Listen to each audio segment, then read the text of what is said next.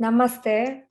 Welcome to the continuing series, Evenings with Sraddhalu.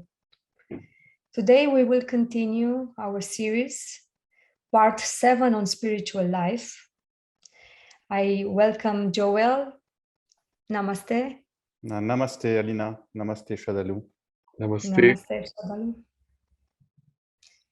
Last time we took some questions about the inward concentrations and the blockages, as well about the passage through some dark periods, about practices and guidelines on different meditations. In this series, we will continue and we will cover same questions about the growth of consciousness and levels of consciousness. And I will start reading some questions received from our viewers. Salil, when the mother said that we might be representatives of psychological types, where the work of transformation is being experimented, would this then even be across planets and galaxies? Another question from Anandi. I read in Sri Aurobindo's The Human Cycle that the self of man is not the mental being, the manu, the mind. It is a reassuring confirmation of what I know intuitively, that although the manu of man and nations may come into conflict, the self or soul of man and nation seek will live in true peace, harmony, mutuality, and oneness.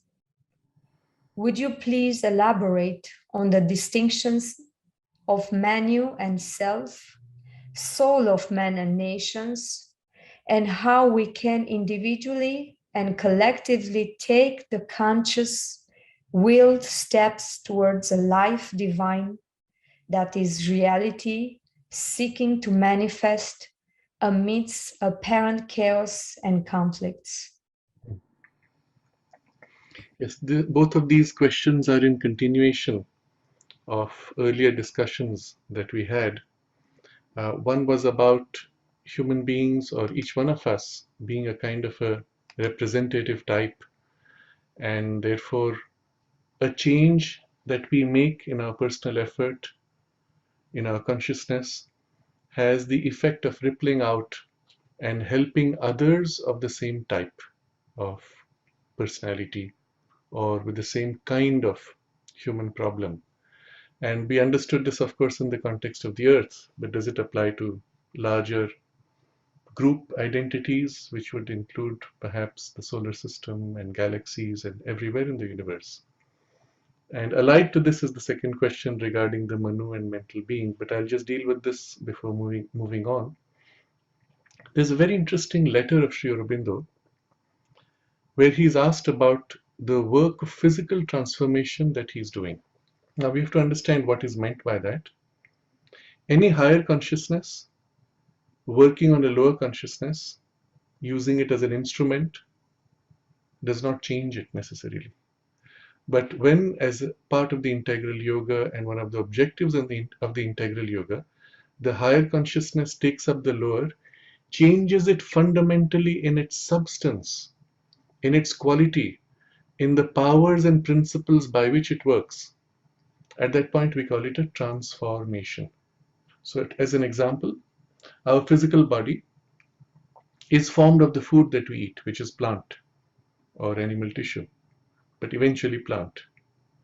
And yet, once the food has been taken into the body, it has been rearranged in such a way, transformed such that it is capable of mental awareness, and our body, although physical, is capable of becoming mentally aware and then even housing a fully active mind. But in itself, the body has acquired a mental quality, which you do not see in plant, which you do not see in stones and minerals. This is a transformation which evolution created and which is a self-sustaining process. Although we take plants, we still rebuild and transform the material by the strength of this transformed tissue that we are to become mentally capable. A similar transformation can take place by an intuitive influence. Even that is not such a big deal. But a transformation from the supramental consciousness, which would fundamentally change the very nature of matter and make the transformed physical body capable of experiencing superconscious awareness and even a direct experience of the divine and Satchidananda. Not only experiencing and living, but manifesting it. That is the outcome or the ultimate outcome of the transformation in the integral yoga. So somebody asked Sri Aurobindo, has this been done before? Did the Vedic rishis do this? And Sri Aurobindo's response is that the Vedic rishis focused on an individual change as far as the supramental was concerned and did not work upon it for humanity. In other words, what change took place in their personal body was not connected to human consciousness and therefore has not left an imprint in humanity. As far as this part is concerned, the physical transformation, if anything was attempted at all, we don't know. What they did was to bring the supramental into the mind and transform the mind, intuitivize it sufficiently that it has left an imprint in humanity and continues to help us even today in our efforts. But then Sri Aurobindo says that it seems as if this work of transforming the physical by the supramental power has not been done anywhere else in the universe, because he says if anywhere it had been attempted, a trace of its influence would be felt. And he says there is no such influence found. It's a very interesting letter, and the observation itself is very suggestive that the work being done here in you and me, but of course we are not yet there to that point, but still, the work being done here has an impact in the whole universe. And if somebody in the universe so far had attempted to bring the supramental down into the physical consciousness to transform it, it would have left an imprint in the universe itself and would be a help. The effort made by that person would be a help for anybody else who attempts it. So the immediate suggestion from Sri Aurobindo's letter is that it's never been done before. It's being done for the first time on this earth, in this galaxy. So we must recognize that there are many greater civilizations, not only technologically, but also in terms of consciousness on other planets or other galaxies. And spiritually, they may be far more evolved. But whether they have taken the trouble to manifest that higher spiritual consciousness in the physical body or to transform the physical body, so far that has never been attempted. And so we have to understand the importance of the work that Sri Aurobindo began. Not only is it pioneering for the whole of our physical earth, but pioneering in the whole universe. The second implication of this letter is that, of course, such efforts act on the whole universe. So in response to the question, are we representative of psychological types only for human beings on earth? No, there is an equivalent impact in the whole of the universe. But I would still make a distinction. For example, the work that you do on yourself and for your particular problem and your type, although available to the mass of humanity in some way, is much more focused on those who are more aligned in consciousness to your type. Its immediate action, immediate benefit is for those of that type. It would perhaps impact the species indirectly and perhaps go beyond the boundaries of the species even, but very indirectly. The ape may not be directly helped because the fundamental type of consciousness of the ape is not matching the human type, and the work done in the human need not necessarily be directly impacting the ape, but indirectly, yes. And this is again an interesting observation Sri Aurobindo makes. The emergence of a supramental being, for example, would have an immediate impact on human consciousness by forcing a lift. Just as he says, the emergence of the human mind has had its effect on all animal life and even to some extent plant life. The fact that there is an active mentality now manifested in a species puts a pressure on all previous gradations of animal life to receive the mind influence, or for those who are ready to turn to the mind influence even. One of the practical forms in which we see this is apes, dogs, perhaps even other horses or other animals which are closely in affinity with human consciousness or are frequently in contact through training and in activity, often absorb something of the human mentality or human mind consciousness, perhaps as a preparation for a human birth. But even before that, they begin to acquire characteristics of the powers of the intellect, not the full blown, but early precursor powers. One of the most dramatic examples is of certain apes who have been bred and brought up literally as human beings or children of human beings, taught to communicate in sign language. There was one famous one, I believe the name was Coco, and she could communicate in 2000 words of sign language. So here was a mind which was sufficiently mentalized in the ape body that she could communicate almost structured sentences, and yet she could not speak. The ability to translate a mentalized consciousness through the vocal cords and the tongue was not supported by sufficient change in biology. But if we could take a series of such apes and their progeny, within 1 or 2 generations, perhaps we might be able to push it to that point where they might be able to articulate certain sounds, purely by the active influence of contact with human beings and the mental transmission that takes place. If you have ever had a pet dog or other animal, when you pay a lot of attention to them, when you literally give yourself, you will feel as if a part of your consciousness is absorbed by them, even as something of their consciousness is absorbed by you. And the result for them is a mentalizing influence, not different from, let's say, a spiritually developed person placing their hands on your head. You feel the flow of their content of spiritual consciousness into you, or somebody with a strong vital consciousness touching you anywhere can pour vitality into you. But in this case, a higher grade of consciousness filling you has the effect of rarefying and even to some extent transmuting your mental substance and assists in the change, which was one of the objectives of the whole exercise of the pranam and the darshan that the mother used to allow.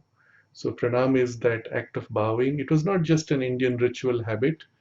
Often the form it would take was people placing their heads either on her hands or on her knees or on her feet, and she would bless them.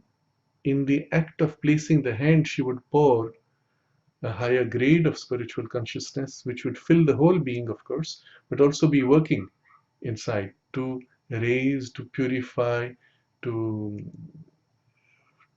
eventually to transform. Such a process actively takes place when we are interacting with animals, also when we give ourselves with a lot of affection. So all this is to say that yes, there is an active influence in a direct contact, but indirect influence by the very fact that such an effort is being made somewhere. So now comes to the critical question. If you had a different species from a different planet, which is mentalized, and the human beings meet them, would they be in complete affinity or compatibility? So it appears, and if you've read some of the literature of people who had contact with beings from other planets, it appears there are certain species which are human-like. Some of them even claim that they are a breakaway from the human development at a much earlier stage, which left, developed in other planets, came back because they still feel an affinity. So yes, perhaps with those you would feel a strong affinity because they seem to be in species similar. There are other types which have been described with differences and sometimes quite significant differences in biology. Some of them are very tall and paper white skin, and others which are with a gray colored skin. And although they are mentally developed, the natural response in a human being meeting them is to feel difference. It's as if you came in front of a very different kind of animal and you'd say, what kind of a creature is this? And although they're speaking or communicating, even sometimes telepathically, one feels that difference of the barrier. So here I would say perhaps that the species type is sufficiently different that a change in one may not directly impact those of that species, but again may have an indirect impact because of a general universal influence. So these are interesting questions. The answers are not obvious, but what I'm doing is simply applying simple logic and what would appear to be the most reasonable outcome if we understand the whole way these things work. Perhaps there is also a possibility, just as human beings are evolving to a stage of a planetary consciousness, where we are growing from individual to family to tribal through national identities to a larger collective human identity of the species itself. Perhaps there may be a time when some such equivalent growth might include a galactic identity. It's possible. Or maybe that won't be necessary, just as there are intermediate steps between the family to the nation, which were useful in the evolution but then were dropped. So it all depends on nature's intention.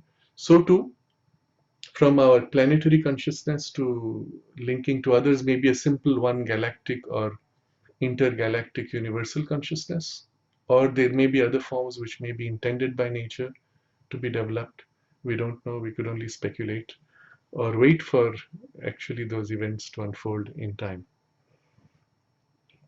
So this, I think, covers the first question. The second question is in continuation of this because it comes to that identity. What is that identity of a type? And Sri Aurobindo has used the Manu as the term. Manu is a term used in the Indian tradition to describe the precursor of an entire civilizational identity, which defines the type of the civilization or the culture. And a similar equivalent may exist for national identities, or does exist for national identities, which Sri Aurobindo refers to in the human cycle. And sometimes the differences of the identity may cause certain distinctions in type and their relationships on a national level. It's also possible that there is a karmic relation between the Manus, which again imprints or influences the individuals of that nation type. So the question is, what is the distinction between this Manu and the soul or the self? Individually, of course, our mind is not self, is not soul. We know that. But the same happens with the collectivity. There's a collective body, physical body of a nation, for example, or a people. And then there is the vital body and vital type, often formed by cultural values, tendencies, energetic qualities. If you go to many of the very beautiful islands, you'll find people to be very laid back, content, and happy to be in a sense of enjoyment of the beauty of those islands. It's the reason why people who are highly stressed in work environments will go to the island for a holiday, because it's as if the collective type of and the energy of that type is forces them when they enter that space to relax and learn to enjoy the beauty of the space. Equally, there are spaces, often a city like Bombay or New York, Hong Kong, extremely focused on the financial energies and often described as the hub of an entire nation's finance, has an energetic quality which influences all those who come there. When you move out of that space, you'll find your energy is shifting. You come back into it, you'll find your energy is being molded by the type or the vitality of that space, or the thing which characterizes it. Now, you could similarly enter a smaller space like a university. You will feel the quality of mind, culture, values of the education that takes place held by the people there. So all of these could be seen as subtypes or subgroups of consciousness, or even a kind of an individuality. Sri Aurobindo makes references to some of these very old institutions having also a presiding being, a consciousness type that holds the culture, values, and ideals of that institution. So something similar forms, of course, at the level of nations. You could say it is formed by the people, their values and their aspirations, or, which is also true at the same time, there is a divine aspect of the divine consciousness, which is the presiding deity of that space. People are influenced by it, but equally, people's thoughts and energies coalesce to form and give a body to the spiritual identity that fills. So, yes, this happens at a level of nations, but the soul of the nation would be the spiritual origin. The mind formation would be the Manu. And just as in the individual being, the mind is different from the soul, so too it will be with nations or other subgroups. That the mental body, the vital body, cultural body need not always represent the soul values. Often it can happen that the soul has to struggle to manifest through a restricted form, as in the individual, and it shapes from inside or tries to shape from inside. The outer crust may hold back. We see this, for example, in India, where there's a clear statement of Sri Aurobindo and the mother, that I think it was the mother in this case that said it, that Mother India, as a divine being, as a soul, is awake and conscious of her mission in the world. But, the mother says, she is waiting for the external means to manifest herself. Meaning, the people have not yet woken up enough to provide a vehicle for the soul to manifest herself directly, or people are still too fixated on artificial and false values that the soul finds it difficult to act through it. So the Manu in this case, while it may be a form of the people's mental consciousness, has not aligned itself fully to the soul values. If and when it does, then it will become a vehicle for expressing the soul's natural harmony. And so two countries at the level of the soul are naturally in harmony because the self is one. Their way of expression or the aspect of the self expressed through two nations might be different. And to the extent that they are different, they are complementary. Each learns from the other. So Sri Aurobindo gives a list of many of these ancient civilizations and their special values that they manifested for humanity or stamped humanity with, or continue to be relevant to the rest of humanity because of those values. Japan, the mother said, is the teacher of beauty for the world. The Hebrew tradition is the representative of the ideal of following the law of God. So giving a form in mind and being dutifully obedient to that, that's the theme you will see of that culture. For Greece, it was love of art, beauty of form. For Rome, it was order, structure, organization, and so on. And you see how today, even today, everywhere in the world, we tend to think in terms of the value of these nations by these very specific characteristics and what they bring into the world. India, in this context, is meant to or represents the spiritual aspiration and the spiritualization of life itself. And to the extent that India serves to this purpose, she fulfills her mission. To the extent she deviates from this, well, she loses the sense of the soul and the soul's mission. Can it happen? Yes. Just as a human being can go astray from the soul alignment, yes, it happens to nations also.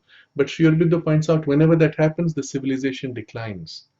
Because the primary driver and influence that gives life and force, purpose and height and greatness to a civilization is the soul's value.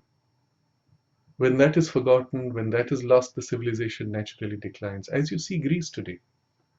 The Greece of today is such a far cry. It's like a pale imitation of the rest of Europe.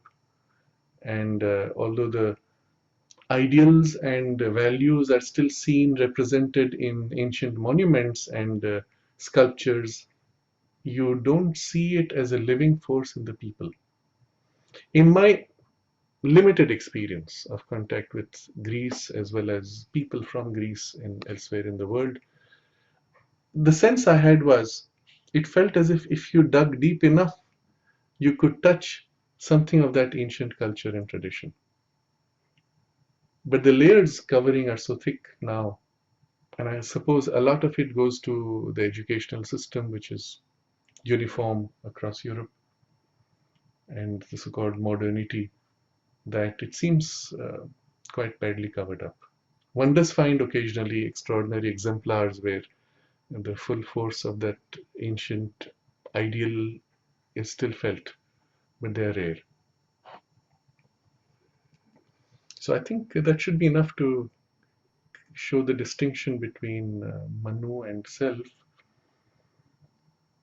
As each civilization or nation awakes to its own soul, there will be a natural affinity and harmony. To the extent that they live by the ego forms of their civilization, there will always be conflict and division. So the real work in response to that, in the last part of the question, is for not only individuals, but eventually as a collective, that we make an effort to live by the deeper and truer values of our collective soul, of the nation soul itself.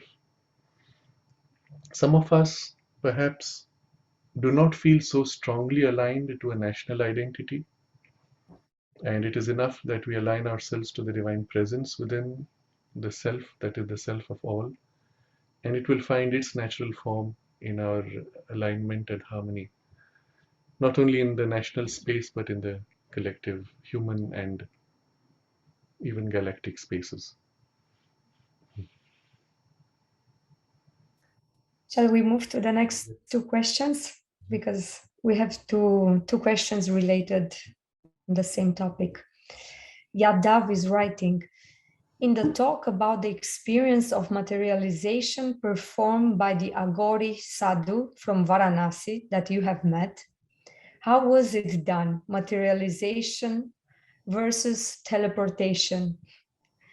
And Ajay is writing, in a video, there is mentioning of materialization of stones in the ashram. As a rationalist, I'm unable to understand how this is possible and what is the context of this. Okay.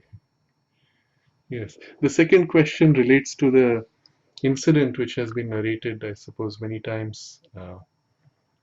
The mother narrates how, at a certain stage before the ashram was formally established, uh, Sri Aurobindo was living in what is currently called the guest house of the playground, and the mother was also there. Uh, and at that time, there was a cook whose assistant was causing trouble, and he was left, thrown out of the job, and his family or him threatened that they would take vengeance. And the form of the vengeance was that very soon they found stones being thrown in the courtyard, and eventually they discovered that it was one of somebody who was thrown out, and the cook's assistant was the link point. So they found wherever this cook's assistant was put, even in a closed room, stones would fall, they would materialize and fall. So there's this incident which is interesting because of the way it took place, and when Sri Aurobindo was informed, he had it stopped just like that by willing it. The black magician who had done the harm was fell seriously ill. He was hospitalized because the energy he had put out to harm rebounded on him, and his wife came asking for mercy, and Sri Aurobindo simply said, "Oh, all for a few stones," and that was it. The man was relieved of his distress. But this is to say that there are occult energies, occult powers one can activate. Does not mean that the black magician, in this case, had any real capacity to himself materialize. Rather, he used certain entities who did the materialization. His skill was to control these entities and to manipulate them. The mother describes how she wanted to know what means he used to materialize the stones. So she put out a call in the universe, summoning the forces used. And before her appeared three little dwarf-like beings, mischievous. She said they don't have any sense of right or wrong. And she said, well, why do you do this? They said, well, we were ordered to do it. Tell us, we would like to help you. Mother says, okay, bring me flowers. And they said, we can't. She said, what can you do? We can only throw stones.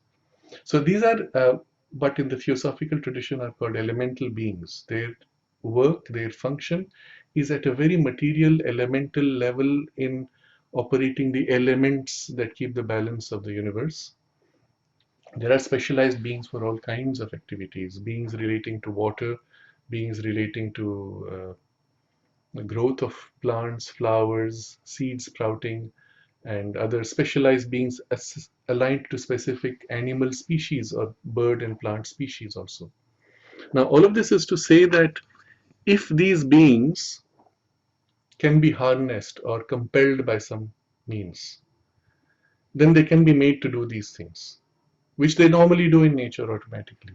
You have to wonder how a forest can maintain a complex balance, not only of species numbers, but also of the growth of certain plants, animals, flowers. So there are these beings whose job it is to work to keep that balance. And one example Mother gives is that the trees have the power to call for rain. When they need the rain, they call rain and rain comes. So between species and natural elements, there's a constant communication of consciousness. Now a human being can step in, use the tree as a transmitter to amplify. I can't call the rain, but if I can connect to the tree consciousness and use its ability to call the rain, that would be the basis for a whole kind of magic. So there would be a ritual around a tree which is especially good at calling the rain, or other means to call the wind, or the sun, or otherwise. So there are beings also who are preside over streams. Their job is to ensure that a water stream comes wherever it is required. Sometimes it is purely underground, it waters the trees there underground, you don't even see it. Sometimes it comes to the surface. In such cases, in the old days, they would say, there's a being here who presides over this water pool. And if you go to drink from the water well, you take their permission. If you don't, then sometimes they may get upset. So there are such stories. But they are the beings who preside over that form. Similarly, a volcano is a physical result of a certain powerful energy being that is trying to bring about a shift in the flow of the lava as part of the Earth's processes, and sometimes spanning millions of years in their intentions.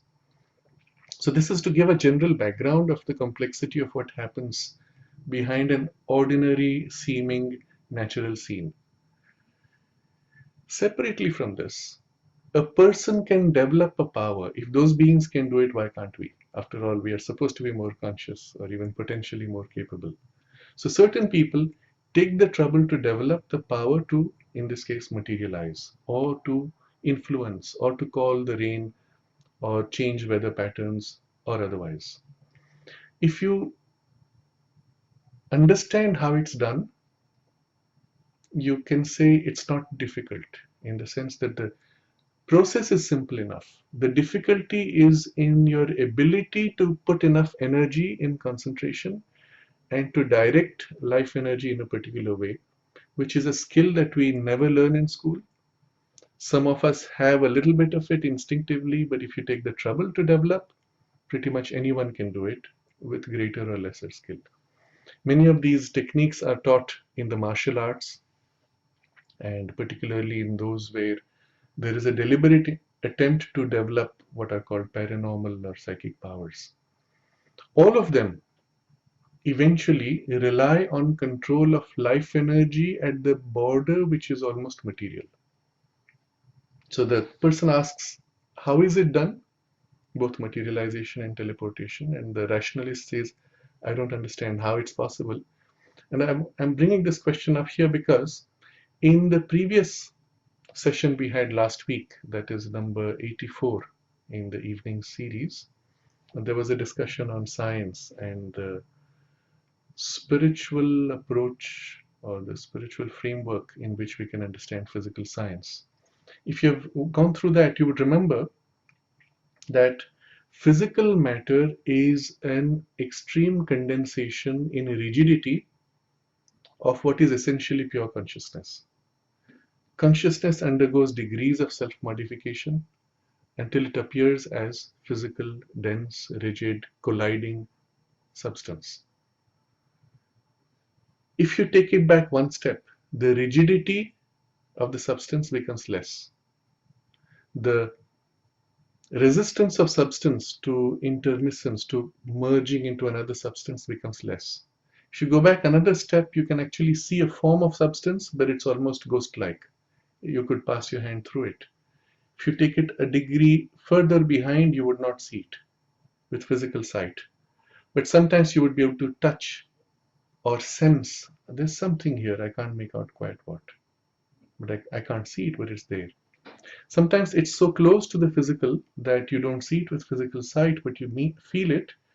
And if you create a strong electric field in that space, often that is enough to give it enough materiality that you can see. So that's the reason why often on days of high electrical activity in the atmosphere, as with a thunderstorm, people see ghostly figures more easily. Those beings may still hang around normally, but because of the electrification in the air, it's easier. It's as if the substance, which is subtle physical, acquires a kind of a glow visible to the physical sight, and you say, ah, I see a being.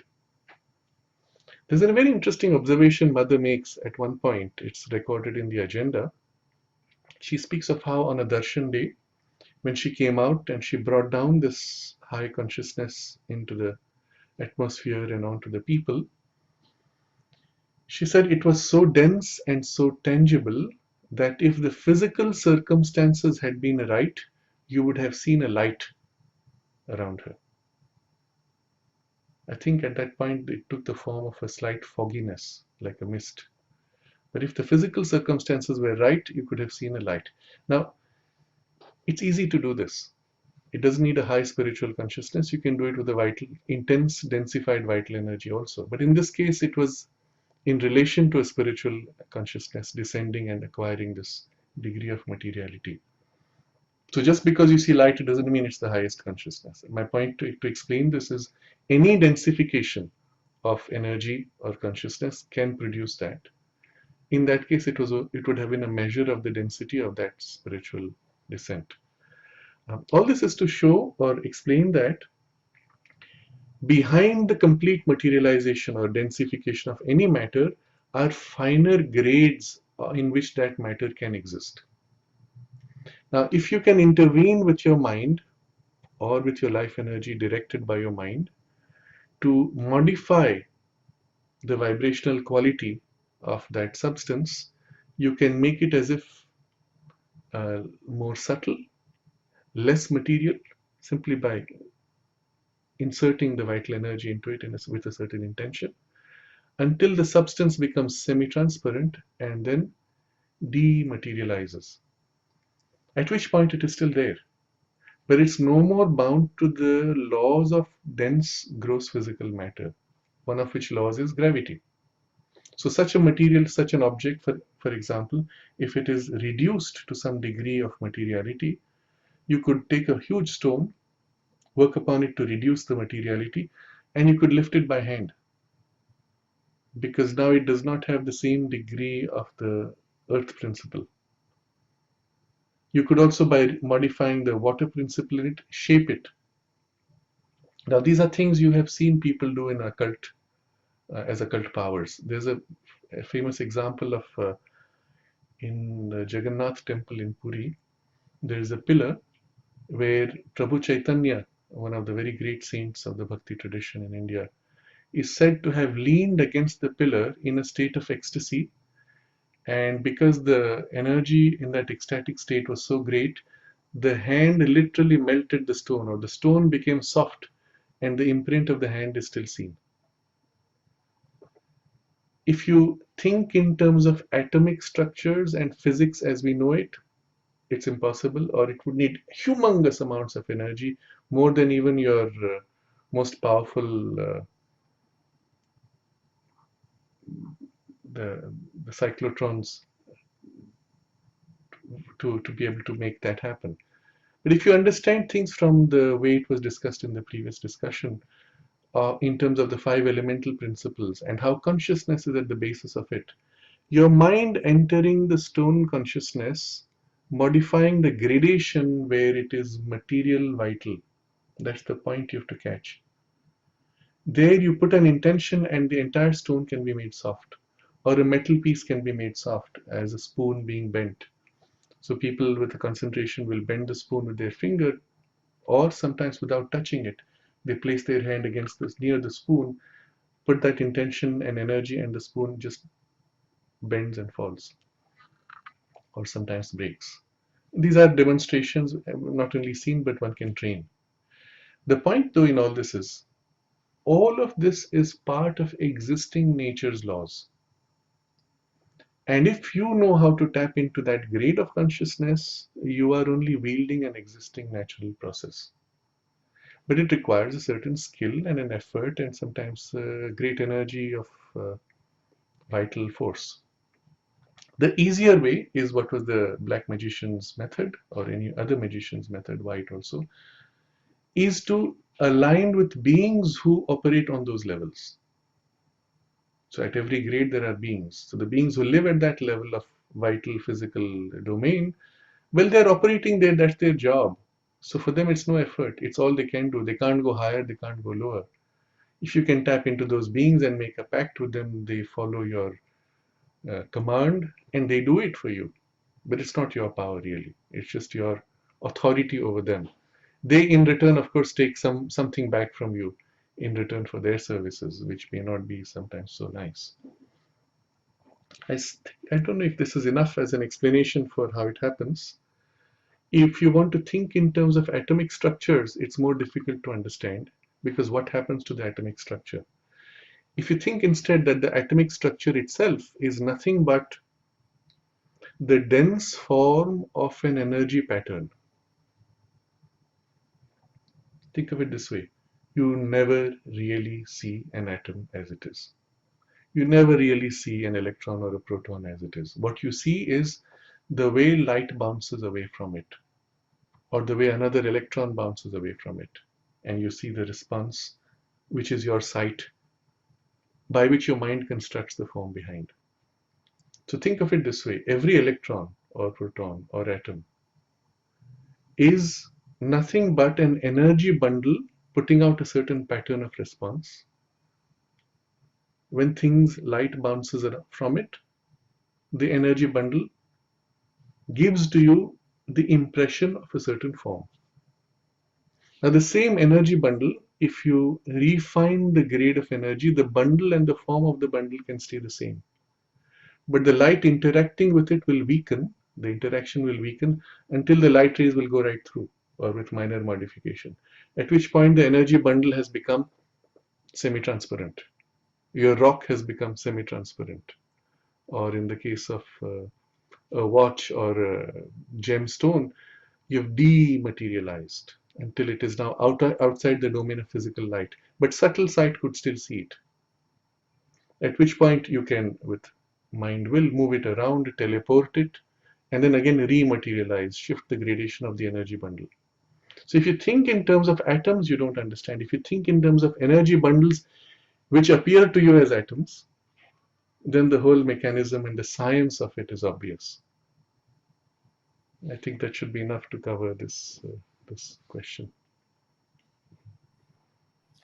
Thank you. So we will do one last closing questions.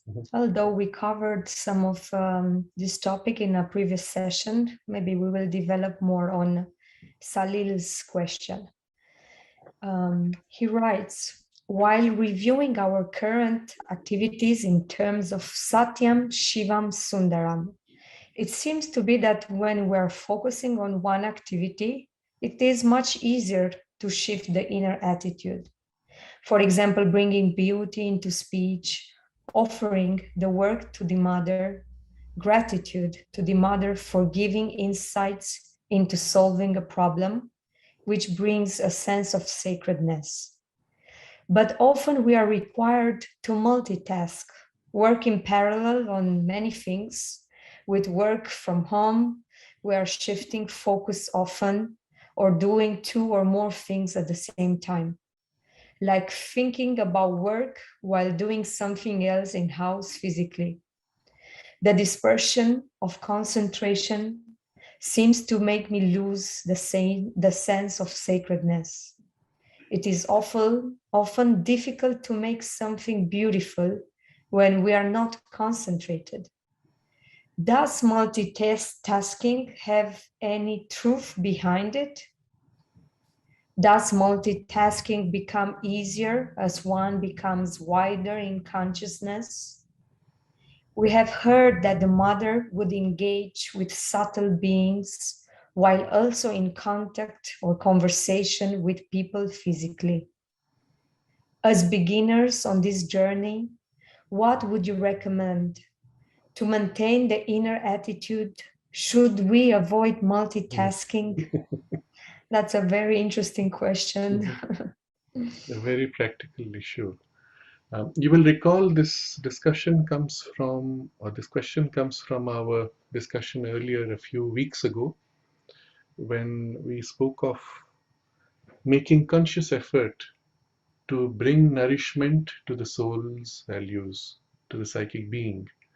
And the three keywords we used were Satyam, Shivam, and Sundaram, that which is true, that which is sacred, that which is beautiful, and in many different ways we saw. And what I had suggested as an exercise was for each one to spend at least 5 minutes in a day to bring one of these or more of these values into their life, either as an experience of the universe or as an expression of your consciousness to manifest in the universe. And both of these would be activities that would be for the soul naturally a soul nourishment for the psychic being. And it is in that context that the question comes. So as he is practicing this, he finds that when he switches work or he tries to do more than one work at the same time, it's difficult to maintain because the concentration tends to disperse. Or you are cooking food and you're speaking on the phone at the same time, it's difficult to do both. And perhaps at the same time, a third person, someone talks to you, it's difficult to maintain.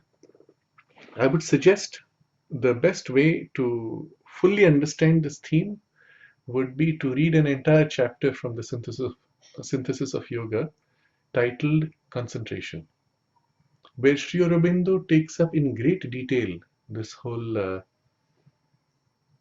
principle of concentration in the sadhana, as well as shows you how one can develop it, but also broadening the whole concept of concentration.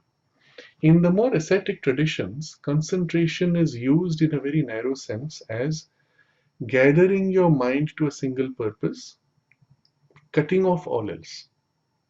So by the very definition of concentration, it is exclusive and therefore able to point to focus on only one thing at a time because it has excluded all else. You could attempt to broaden the concentration, but then it would not have the same kind of penetrating force when you focus in this way. It is also strenuous because you have to make an effort to gather. It is very useful in certain ascetic paths where the goal is to make a single pointed concentration to the divine through one of the faculties, let's say through the mind or the heart or action, and on a certain aspect of the divine only as love, knowledge, or beauty, or love. And you focus only on one, and that becomes your point of connection to get into a state of immersion, leaving the rest, which is perfect for the ascetic goal. Sri Aurobindo points out that this is not enough for the goal of the integral yoga, where the goal is to experience in all the parts of the being the same contact and the same immersion, but also to know the divine in all facets and all aspects.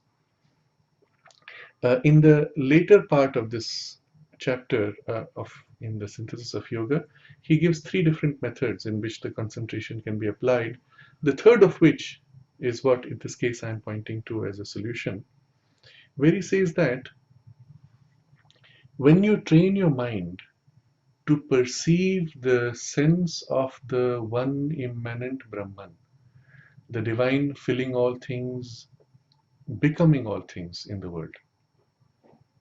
It's a single gaze in which you turn around, look at everything, and you have the perception of the underlying presence of divinity.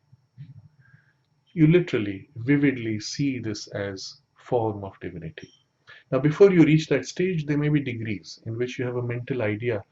Yes, all this is formed of the divine energy, whirling to create particles and atoms and so on.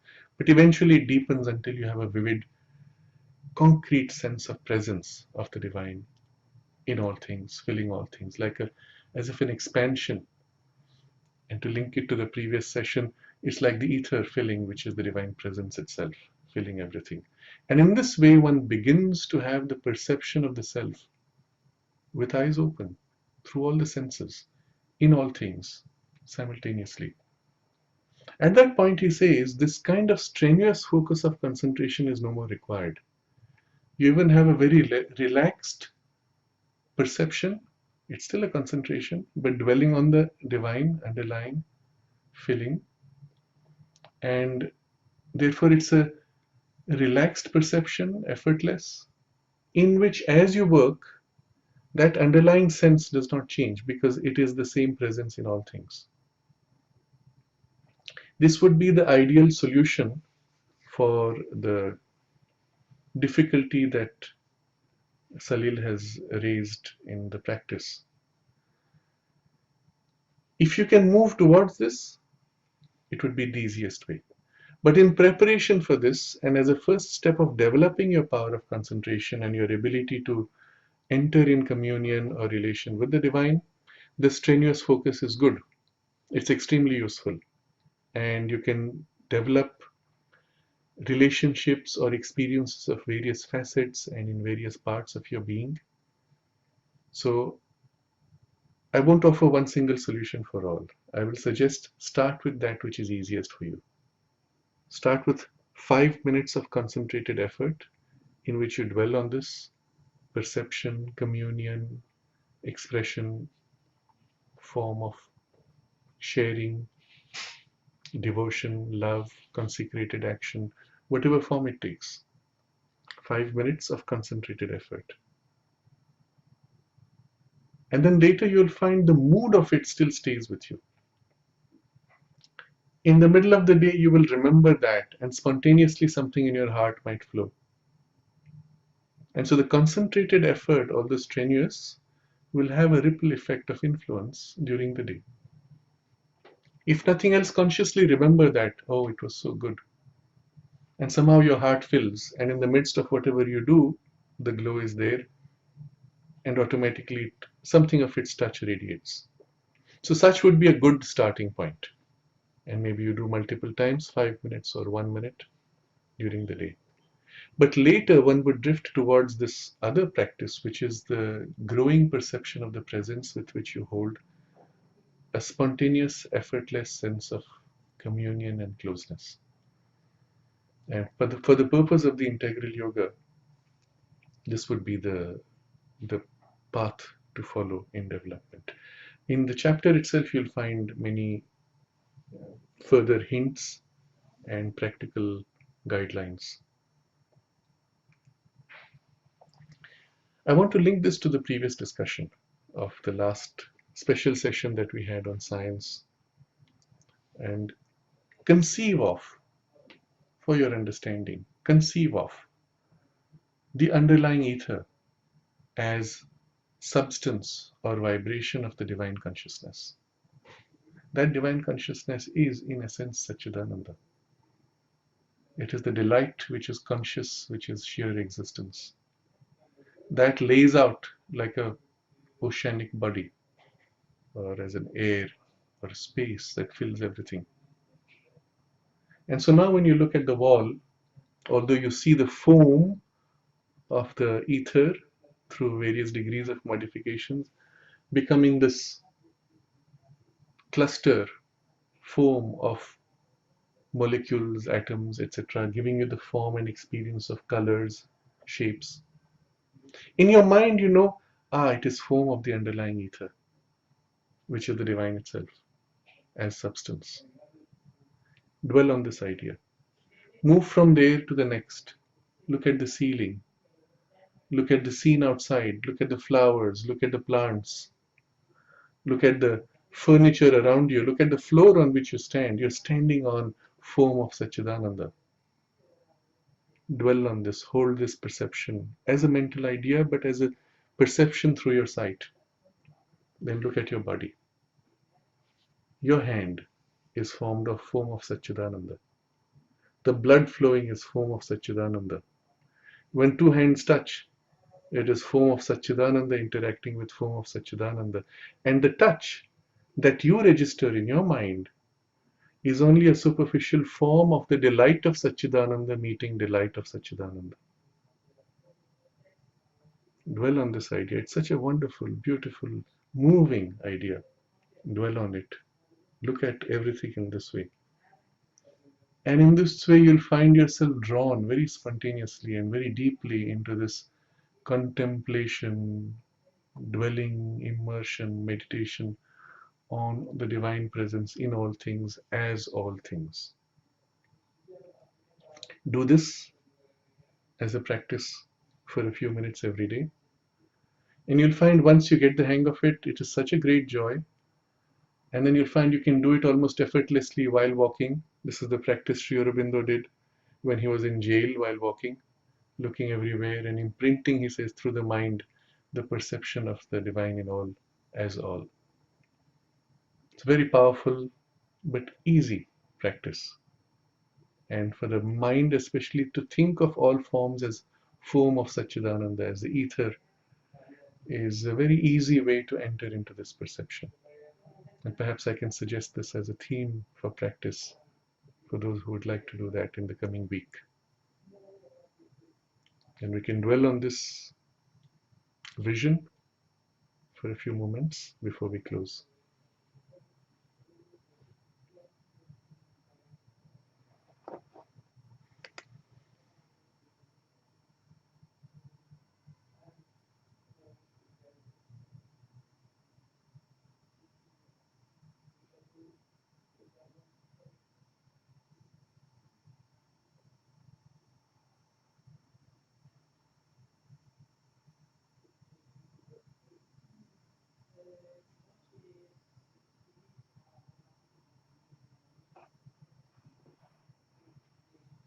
Namaste.